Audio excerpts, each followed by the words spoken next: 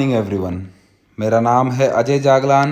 Easy economics में आप सभी का एक बार फिर से स्वागत करता हूं। आशा करता हूं आप सभी सकुशल होंगे अपने घर पे। तो आइए बच्चों, स्टार्ट करते हैं हम लोग अपना आज का नेक्स्ट टॉपिक। हमारे नेक्स्ट टॉपिक का नाम होगा बच्चे मूवमेंट अलोंग सप्लाई कर्व और शिफ्ट इन सप्लाई कर्व। देखो बच्चों, ये दोनों सेम टॉपिक, मूवमेंट और शिफ्ट, ये दोनों सिमिलर थिंग्स हैं, लेकिन इनके अंदर भी काफ़ी ज़्यादा डिफरेंस है। ठीक है, और यही दो सेम टॉपिक हम लोगों ने डिमांड कर्व के आसपास हम लोगों ने पढ़े थे। ठीक है, जो डिमांड वाला चैप्टर था ना, वहाँ पर भी हम लोगों ने मूवमेंट समझी थी और शिफ्ट भी वहाँ पर हम लोगों ने समझी थी।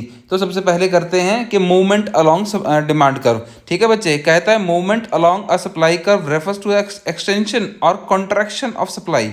के मूवमेंट का मतलब कहता है वो कि दो तरीके से मूवमेंट होती है, एक होती है एक्सटेंशन और कॉन्ट्रैक्शन। कॉन्ट्रैक्शन किसमें? सप्लाई में, in response to change in on price, कि किसी कमोडिटी के खुद के प्राइस चेंज होने के कारण जो उसकी सप्लाई है वो एक्सटेंड हुई है, एक्सटेंशन हुआ है उसमें, या उसके अंदर कोई कॉन्ट्रैक्शन हुआ है। रीजन क्या बना बच्चे? उसके खुद के प्राइस। ठीक है, कहता है extension of supply implies, extension of supply का मतलब होता है कि इंक्रीज इन क्वांटिटी सप्लाइड, कि सप्लाई में इंक्रीज हुआ है, किसके कारण? खुद के प्राइस जब इंक्रीज हुए हैं। और कॉन्ट्रैक्शन का मतलब कि सप्लाई के अंदर डिक्रीज हुआ है, किसके कारण? जब खुद के प्राइस उसके डिक्रीज हुए। ये थी हमारे पास मूवमेंट। और शिफ्ट का मतलब क्या कहता है? शिफ्ट का मतलब कहता है जब उसके खुद के प्राइस तो हो कांस्टेंट। ठीक है, कमोडिटी के खुद के प्राइस तो हो कांस्टेंट, लेकिन खुद के प्राइस कांस्टेंट होने के कारण जो अदर डिटर्मिनेंट्स थे उनमें कुछ कुछ चेंज होना, उसके कारण सप्लाई में इंक्रीज या डिक्रीज हो, उसके कारण सप्लाई में इंक्रीज या डिक्रीज हो, उसको हम लोग कहते हैं शिफ्ट इन सप्लाई कर्व। ठीक है, अगर वहाँ पर सप्लाई इंक्रीज करती है तो प्राइस कांस्टेंट है, सप्लाई फिर भी इंक्रीज कर रही है, तो मतलब अदर जो फैक्टर्स हैं उनमें कुछ चेंज हुआ है। ठीक है बच्चे, इसको हम लोग थोड़ा डीपली पढ़ लेते हैं। तो सबसे पहले पढ़ेंगे हम लोग मूवमेंट अलोंग सप्लाई कर्व। देखो, कहता है मूवमेंट अलोंग सप्लाई कर्व में हम लोगों को दो पॉइंट पढ़ने हैं, एक एक्सटेंशन और एक कॉन्ट्रैक्शन। ठीक है बच्चे, एक्सटेंशन और कॉन्ट्रैक्शन क्या होता है, एक शेड्यूल की हेल्प से इसको हम लोग पूरा समझ लेते हैं। देखो, एक्सटेंशन ऑफ सप्लाई देखना, जब प्राइस थे 1 रुपये पर यूनिट के हिसाब से, प्राइस थे 1 रुपीज़ पर यूनिट के हिसाब से, तो क्वांटिटी थी हमारी 1 रुपये, क्वांटिटी भी हमारी एक थी, प्राइस 1 से बढ़ के हो गए 5। ठीक है, प्राइस 1 से बढ़ के हो गए 5, क्वांटिटी भी 1 से बढ़ के होगी 5, मतलब खुद के प्राइस राइज किए ना, कमोडिटी का खुद का प्राइस राइज हुआ है यहाँ पर 1 से 5, तो क्वांटिटी सप्लाइड उसकी वो भी राइज होगी, मतलब सप्लाई में क्या हुआ है? यहाँ पर एक्सटेंशन हुआ है। ठीक है, इसका हम लोग डायग्राम देख लेते हैं। जो प्राइस थे हमारे 1, ठीक है, जो ग्राफ पॉइंट बन रहा है पॉइंट ए ये शो कर रहा है हमें कि जब खुद के प्राइस थे 1 तो क्वांटिटी सप्लाइड भी थी हमारी 1। उसके बाद जो जंप हुआ है पॉइंट ए से पॉइंट बी में, प्राइस 1 से हो गए 5, तो सप्लाई भी इंक्रीज हो गए 1 से 5 हो गई है। ठीक है, मतलब क्या कह रहा है वो कि अभी जो पॉइंट ए से बी गया है ना बच्चे, पॉइंट ए से बी, तो पहले सप्लाई कर्व हमारी कहाँ थी? पॉइंट ए पे, अब हमारी सप्लाई कर्व कहाँ पहुंच गई है? पॉइंट बी पे। तो मतलब क्या हुआ है? इसके अंदर मूवमेंट हुई है, उसी कर्व के ऊपर नीचे होगी सब चीज़ें बच्चे।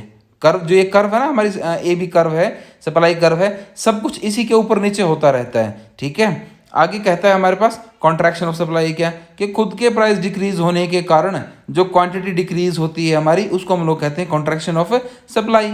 यहाँ पर भी हमारा सेम डायग्राम बनेगा कि पॉइंट बी से शिफ्ट करके कहाँ आ गई? पॉइंट ए पे। यहाँ पर पीछे एक्सटेंशन में क्या हो रहा था बच्चे? पॉइंट ए से शिफ्ट कर रही थी पॉइंट बी पे, और यहाँ पर बी से शिफ्ट कर रही है कहाँ पे? पॉइंट ए पे। ठीक है, ये शो कर रहा है हमें क्या? मूवमेंट, कभी ए से बी पे पहुंच गई मूवमेंट।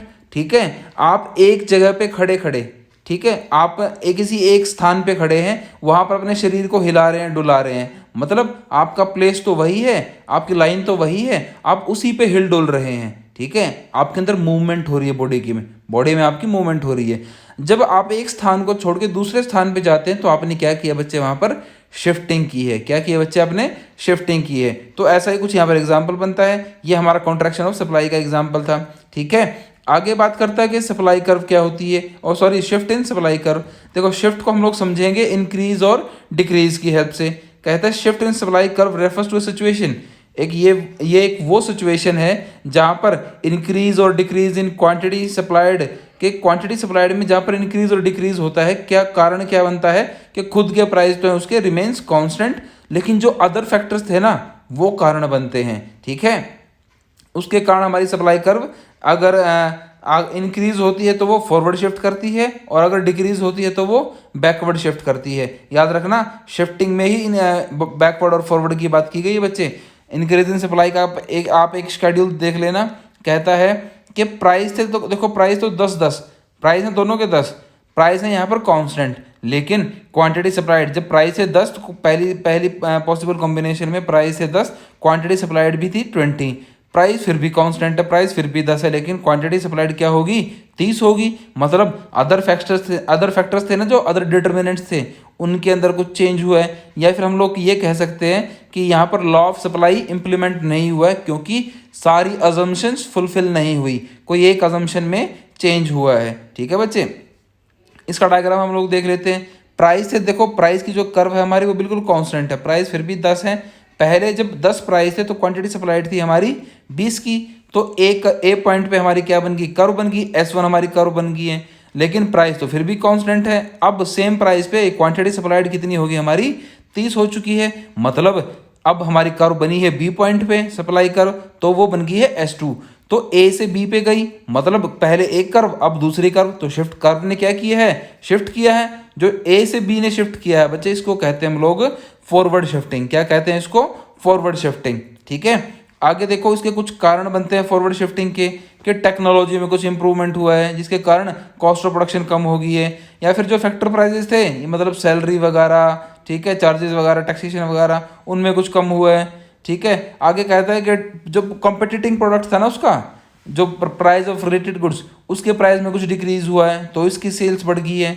आगे कहता है जो नंबर ऑफ फर्म्स मार्केट में वो इंक्रीज होंगे, जिसके कारण क्या हुआ है कि market supply even when price of commodity remains same, कि मार्केट सप्लाई भी वो इंक्रीज कर गई है। ये कुछ कारण बनते हैं इंक्रीज इन सप्लाई के। आगे कहता है देखो कि जो बिजनेस की एक्सपेक्टेशन है वो और ज़्यादा हाई हो गई हैं, हाई इन्वेस्टमेंट है। ठीक है, आगे जो फर्म का गोल था वो भी शिफ्ट कर गया profit maximisation to sales maximisation की तरफ। आगे कहता है डिक्रीज इन टैक्सेशन, कि मार्केट जो गवर्नमेंट की पॉलिसीज थी ना, उनके अंदर टैक्सेशन का जो रेट था वो डिक्रीज हो गया है, इसलिए उनकी सप्लाई इंक्रीज कर गई है। टैक्सेशन डिक्रीज होने के कारण क्या हुआ, जो पैसा था वो बच गया है, और वो पैसा उन्होंने और ज़्यादा इन्वेस्ट कर दिया है और ज़्यादा प्रोडक्शन को इंक्रीज कर लिया है। ठीक है बच्चे, आगे हम लोग पढ़ेंगे डिक्रीज इन सप्लाई, कि जब खुद के प्राइस वो कांस्टेंट और अदर फैक्टर में चेंज होने के कारण जो डिमांड सप्लाई है वो डिक्रीज कर जाए। देखो प्राइस तो फिर भी कांस्टेंट है, 10-10 है। पहले पॉसिबल कॉम्बिनेशन में क्वांटिटी सप्लाइड थी हमारी 30, अब हो चुकी है वो 20। सेम डायग्राम यहाँ पर आप डायग्राम देख लेना, कि जो कर्व है वो ए से शिफ्ट करके कहाँ पहुँच रही है बच्चे, बी पे पहुँच रही है, S1 टू S2, मतलब बैकवर्ड शिफ्ट किया है किसने, सप्लाई ने बैकवर्ड शिफ्ट किया है बच्चे। ठीक है, इसके भी कुछ कारण बनते हैं। जो कारण वहाँ इंक्रीज इन सप्लाई के कारण बने थे, उसके जस्ट अपोजिट कारण यहाँ पर डिक्रीज इन सप्लाई के बनेंगे। कहता है टेक्नोलॉजी आउटडेटेड हो चुकी है, पुरानी हो चुकी है, जो फैक्टर प्राइसेस थे वो इंक्रीज करके हैं, कॉम्पिटेटिव गुड्स का प्राइस इंक्रीज कर गया है, जो नंबर ऑफ फर्म्स थे मार्केट में वो डिक्रीज करके हैं, बिजनेस की एक्सपेक्टेशंस लो हो गई हैं, जो फर्म का गोल था सेल्स मैक्सिमाइजेशन से प्रॉफिट मैक्सिमाइजेशन की तरफ शिफ्ट कर गया है। ठीक है, जो टैक्सेशन थे वो इंक्रीज कर गए हैं, जिसके कारण हमारी सप्लाई में डिक्रीमेंट हो गया है बच्चे। तो मतलब इसको हम लोग बैकवर्ड शिफ्टिंग भी कहेंगे।